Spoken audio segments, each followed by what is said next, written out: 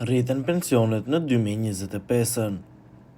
Në një zhvillim që ka tërhequr vëmendjen e të gjithë vendit, kryeministri shqiptar Edi Rama ka prezantuar një plan ambicioz për reformimin e sistemit të pensioneve.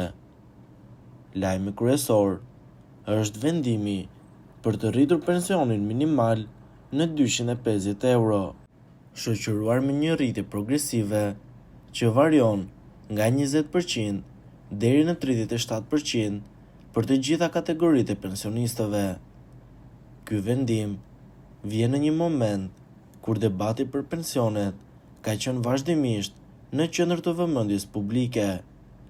Pensionistët shqiptar, të cilët prej vitesh përballen me sfida serioze financiare, kanë argumentuar se pensionet aktuale janë tepër të ulta për të siguruar një jetesë dinjitoze.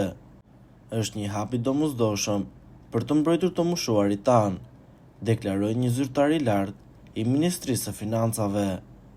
Sipas tij, rritja e pensioneve është projektuar duke u bazuar në parashikimet ekonomike dhe të ardhurat e pritshme të buxhetit të shtetit për vitin 2025. Sidoqoftë, komuniteti i ekspertëve është ndarë në 2 kampe. Grupi i parë e shef këtë si një investim të nevojshëm social, duke argumentuar se inflacioni dhe rritja e çmimeve kanë goditur rënd pensionistët.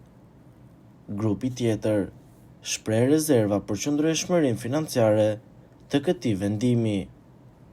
Përfaqësuesit e shoqatave të pensionistëve kanë përshëndetur nismën, por theksojnë se edhe pas kësaj rritjeje, diferenca me vendet fqinje mbetet e konsiderueshme. Është një fillim i mirë, por duhet bërë më shumë, u shpreh një përfaqësues i tyre. Debati politik nuk ka vënuar. Opozita ka cilësuar këtë si një manovër parazgjedhore, duke vënë në dyshim sinqeritetin e premtimit. Ata kërkojnë transparencë të plotë mbi mënyrën se si do të financohet kjo rritje dhe cilat do të jenë efektet afatgjate në ekonomi. Po ju, çfarë mendimi keni mbi këtë situatë? Komentoni mendimin tuaj dhe mos harroni të na bëni like dhe subscribe.